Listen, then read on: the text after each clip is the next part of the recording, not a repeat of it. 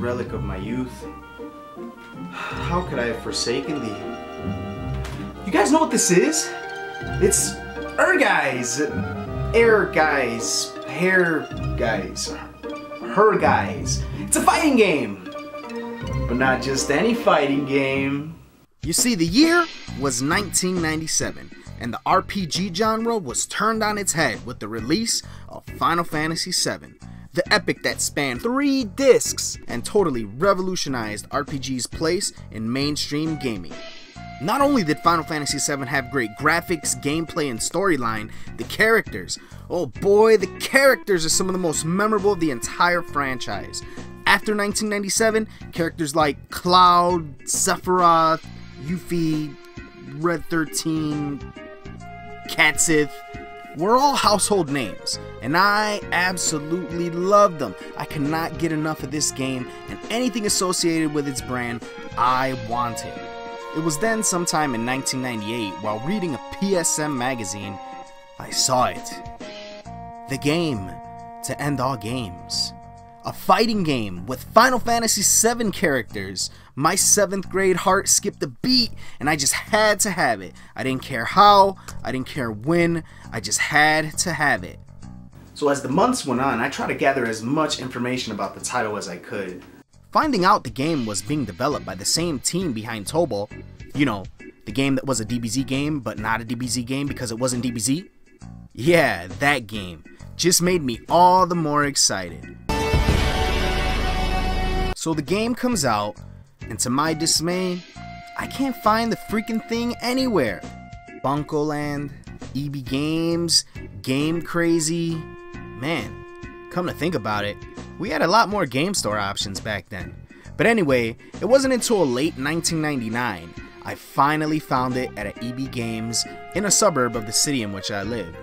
But enough of all that. I still can't believe I found my copy of Ehrgiez. Let's pop this sucker in.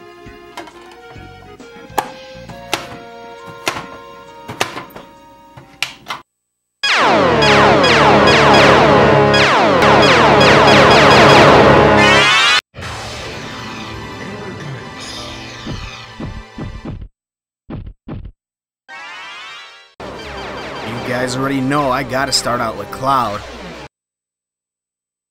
Ready, go!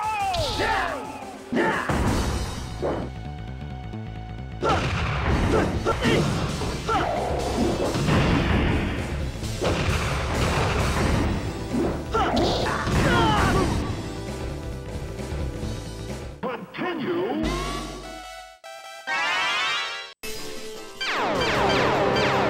Come to think about it, I kind of remember Cloud being a crappy character. So Sephiroth. Sephiroth's the man. Ready, go!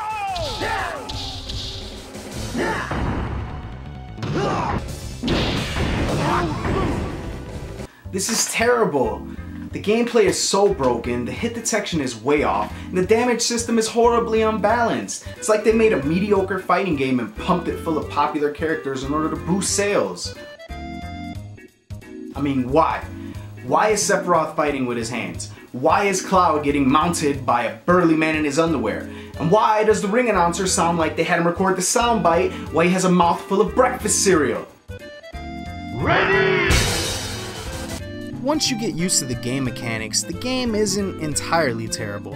You can actually see the potential of fighting, wrestling, platforming hybrid that we would see in later games like the Power Stone series and Def Jam Vendetta. The game's a novelty at best, and you can definitely tell the Final Fantasy characters were added just for appeal. It's almost like the developers knew it was an average title, which is why they added a bunch of ridiculous minigames like Battle Beach.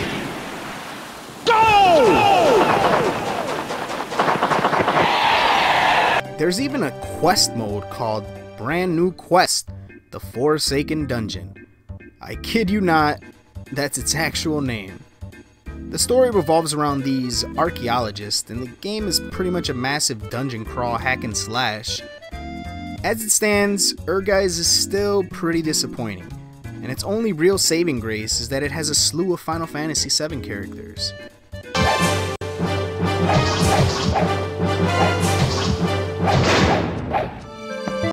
plus note, Square would eventually make up for this monstrosity 10 years later when they released Dissidia on the PSP. Fighting game with RPG elements that was actually really good. That's the fighting game to play if you're a Final Fantasy enthusiast. Until next time, this is Ness, signing out.